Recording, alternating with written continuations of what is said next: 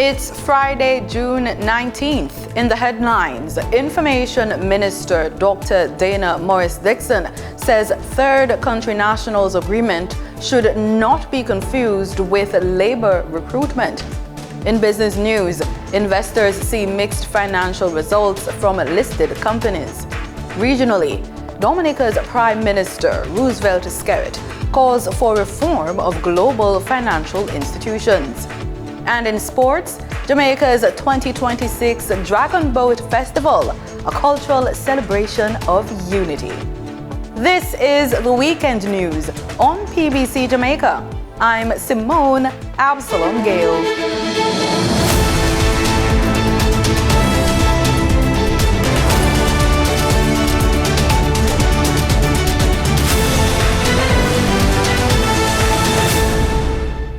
Minister of Education, Skills, Youth and Information, Senator Dr. Dana Morris-Dixon, says the Third Country Nationals Program was proposed by the United States government and should not be confused with separate efforts to attract skilled workers to Jamaica.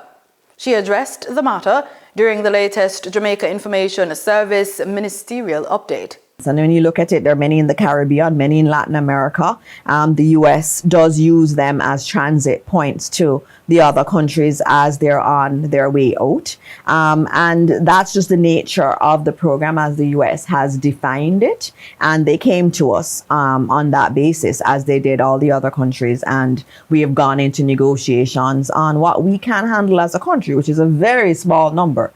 Her comments follow the disclosure that Jamaica has signed a memorandum of understanding allowing individuals transferred from the United States to transit through Jamaica on their way to final destinations, including their home countries. And so it started with a U.S. overture. And then there was a discussion on something separate, which was on skilled labor. And then they got conflated. It had to be clarified. No.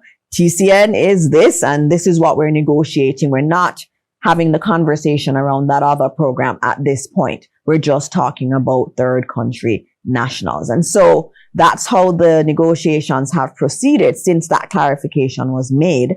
Minister Morris-Dixon says bilateral negotiations often involve multiple stages and evolving discussions, which is why such talks are not typically conducted in public.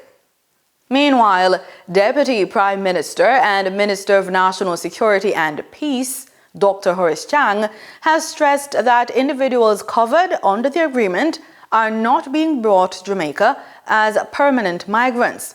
He says the agreed quota is for 25 individuals to be facilitated every 2 weeks for transit through Jamaica to a third territory, including their home countries.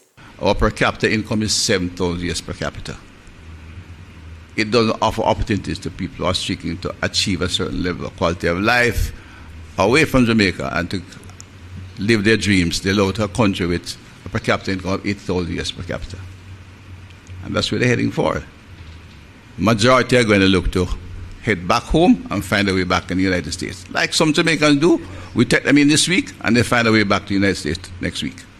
He was speaking at this week's post-cabinet press brief. The government says the agreement was reached following extensive negotiations involving the Ministries of Foreign Affairs and Foreign Trade, National Security and Peace, the Office of the Prime Minister, and the Attorney General's chambers.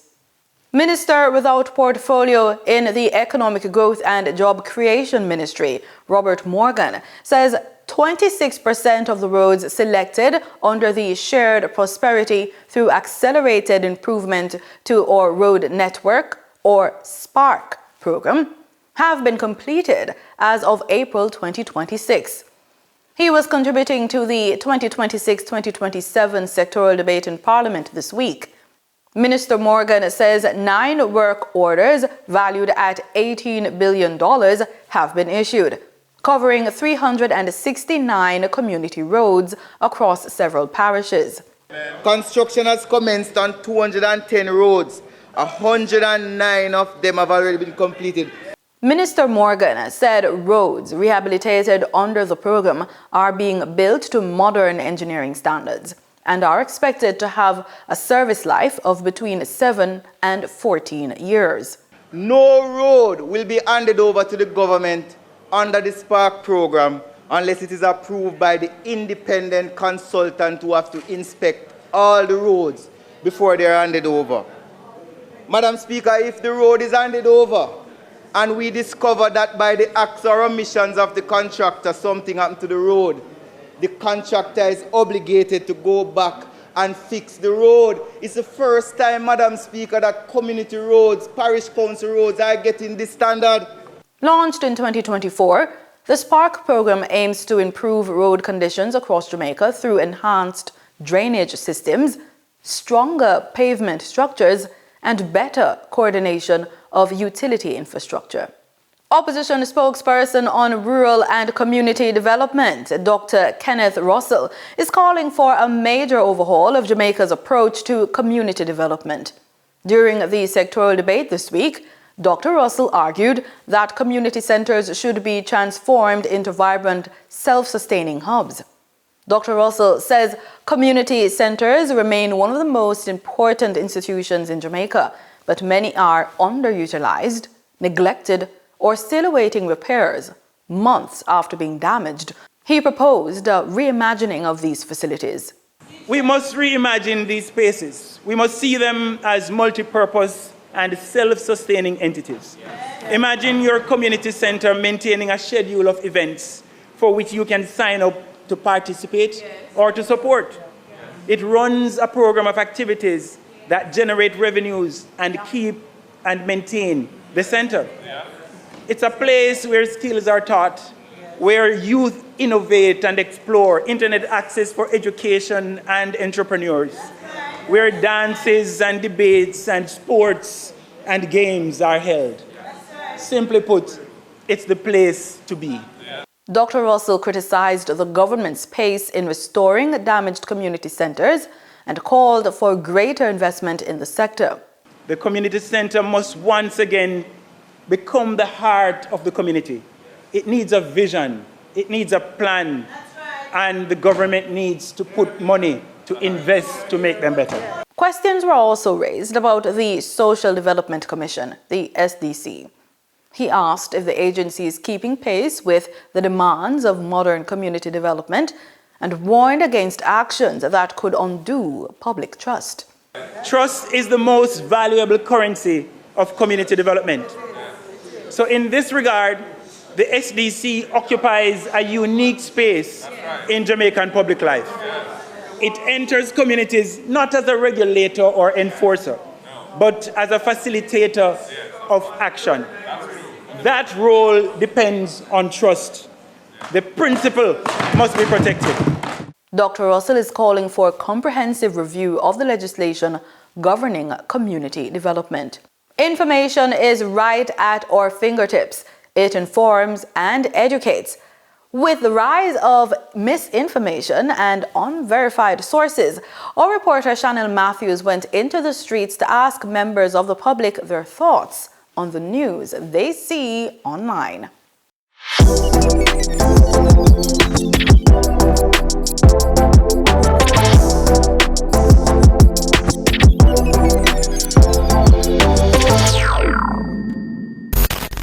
I am Chanel. To run with our trust when the source is coming from somebody that they know is yes, they can say yes.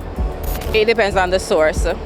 So, especially with posters, I'm not sure if their information is factual. So I tend to go towards like reputable news sources like PBCJ, TVJ, CBM, so forth. I don't trust any news I see online unless it's like a formidable or a proper source, because usually artificial intelligence actually plays a part in online news.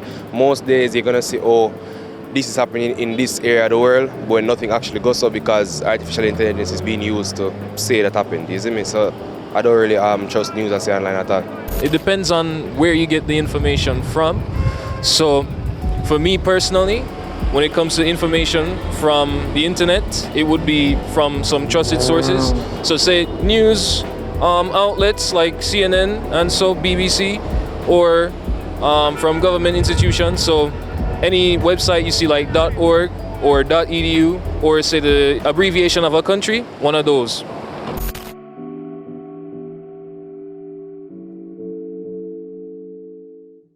Time now for the business report with Denise Williams.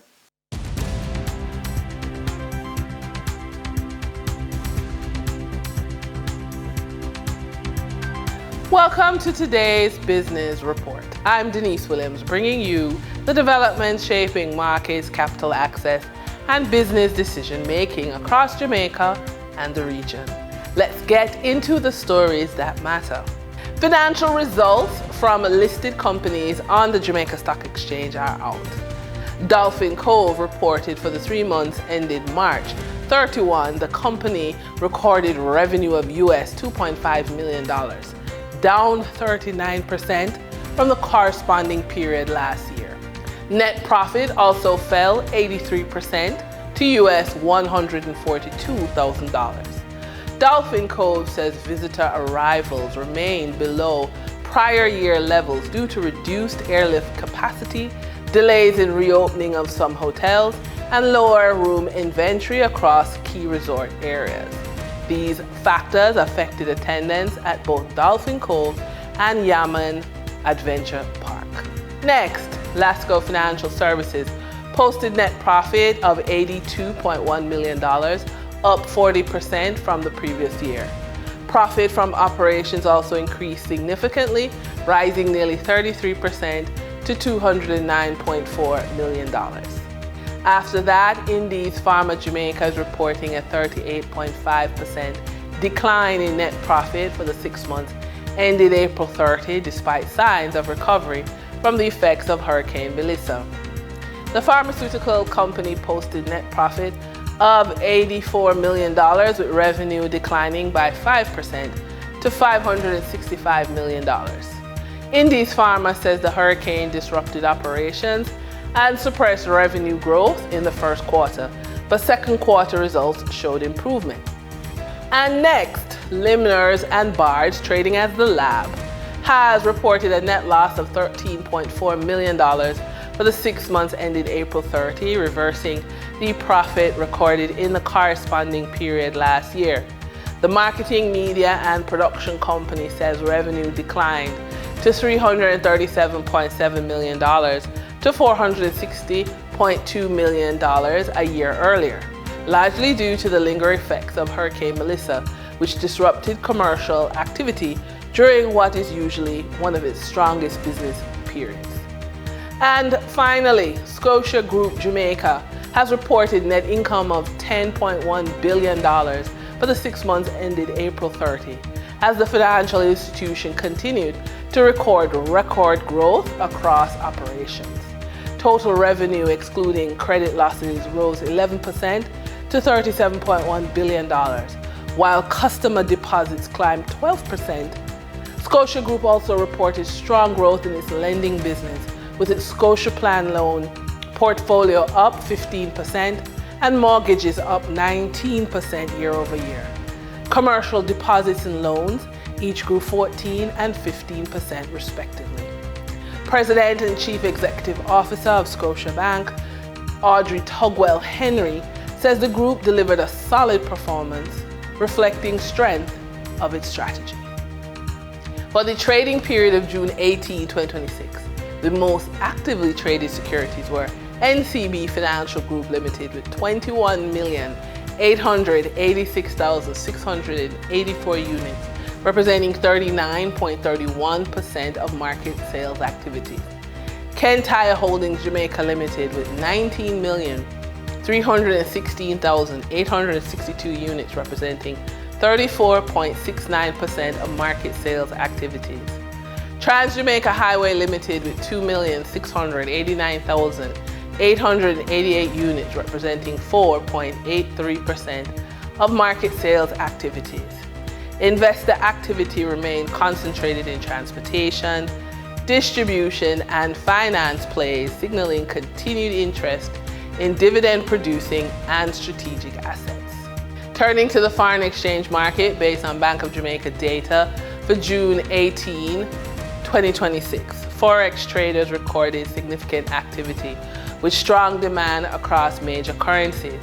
For the US dollar, trading margins reflected steady liquidity with the US selling at $158.53 and buying at $157.03. For the Canadian dollar, moderate gains supported by 36-cent transaction spreads. The Canadian dollar sold for $112.28 and was bought for $112.64. For the British pound, continued volatility offered short-term trading opportunities of $1.48 in profits for the bank. The British pound sold for $209.71 and was bought for $208.23. These movements underscore the importance of cash flow timing and currency awareness for businesses managing import costs, debt servicing, or overseas exposure. For our credit report tip of the day, people ask, why the focus on having good credit? Well, imagine this. You spent years building your expertise, you've earned the certifications, you attended the conferences, you built relationships, and you developed a reputation for delivering results. Then one day, opportunity knocks. A client offers a contract 3 times larger than anything you've ever handled before. So you need additional staff, you need equipment, you need working capital. You walk into the bank confident that your track record speaks for itself. The loan officer listens carefully. Your business plan looks solid. The projected revenues make sense. The opportunity is real. And then they pull your credit report. Suddenly the conversation changes, not because of your talent, not because of your vision, not because of your work ethic, because your financial history tells a different story. The opportunity is still there, but now someone else will secure the financing, someone else will expand, and someone else will win the contract. And it all happened because decisions made months and years before the opportunity arrived. And that's today's business report. I'm Denise Williams, bringing clarity to capital, markets, and strategy. Until next time, stay informed, stay intentional, and keep building forward. See you soon.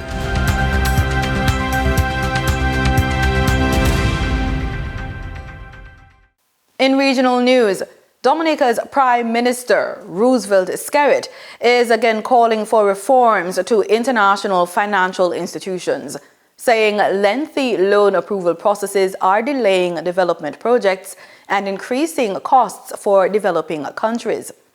He made the remarks while addressing recommendations from the government's pre-budget consultations. More in this report. Prime Minister Honorable Roosevelt Skerrit is once again calling for urgent reform of international financial institutions. The Prime Minister argues that lengthy approval processes continue to delay access to critical funding for developing countries, limiting their ability to respond effectively to national development priorities and emerging challenges. The remarks came as the Prime Minister addressed recent proposals and recommendations submitted by citizens during the government's pre-budget consultation process. You have the issue of international financial systems. You contract a loan today from these international financial institutions.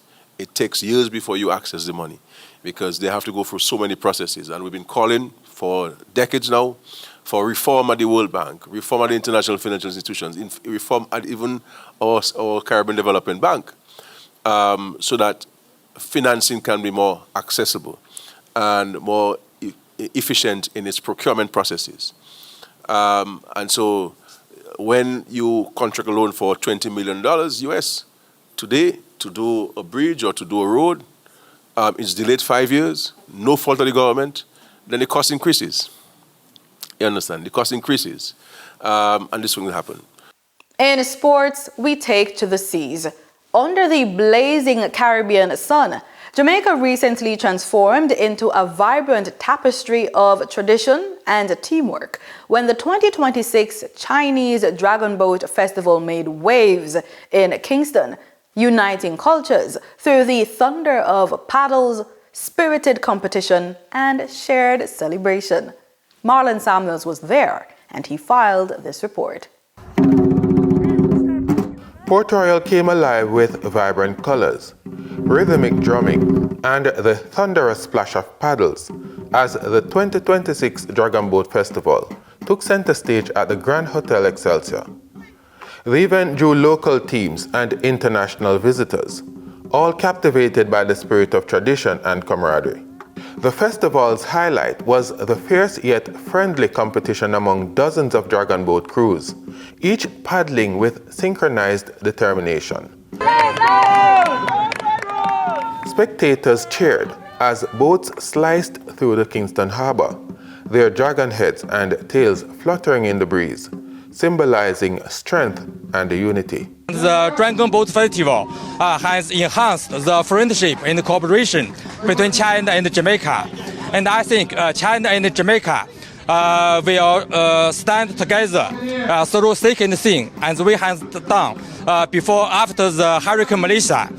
China will be a reliable partner and the best friend with Jamaica. And we sincerely hope Jamaica will rebuild stronger, more resilient, and even more better. President of the Jamaica Dragon Boat Association shared his excitement about the event's growth.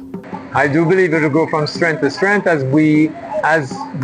more people, more Jamaicans want to come out and paddle. And then we get involvement of the schools, and I think that's also a huge potential to show teamwork.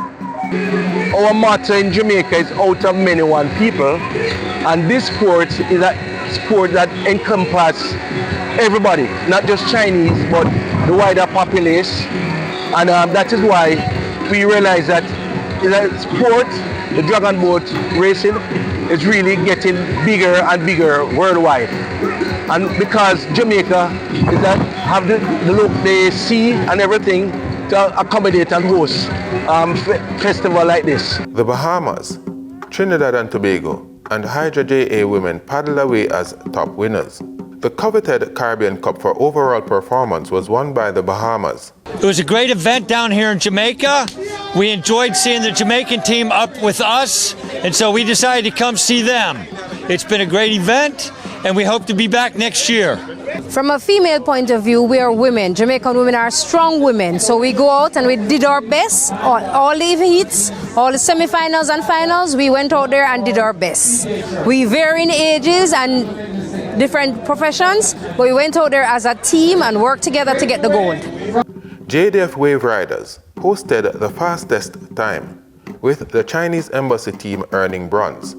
My team coming out here today to go up against an international team, a team that competes internationally, and coming out here with the fastest local time, that's extremely great for me and for my team. I'm extremely proud of my team. We'd have had a game plan, we'd have stuck to our game plan, and we came out and we delivered. So that's extremely good. This is the second Dragon Boat Festival in Jamaica. Yeah, and this is also the second time that our embassy sent a team. Yeah, I'm very glad that with the assistance of the China Benevolent Association and all the sponsors, this year's Dragon Boat Festival is a grand success. Yeah, and I'm very glad that our Chinese embassy team won the bronze medal. And most important, they have created their best record in history. As the sun set on the second day, the spirit of shared heritage and friendship was undeniable, leaving everyone inspired. Right, we need to get more participation from the wider public as a cultural event, which is what we have today, like a festival. But in terms of developing this as a sport, we obviously want more teams to join this festival and also have more teams around the islands. We want to take this sport to the North Coast, but more importantly, to have a school program so that we have dragon boating from a high school level, so that we have a stream of athletes going into this sport in the future. Rooted in over 2,000 years of Chinese tradition, dragon boat racing now spans 75 countries. In Jamaica, it's more than a race. It's a symbol of resilience, cultural pride, and a unity that promises to grow even stronger. Reporting for the news on PBCJ, I am Marlon Samuels.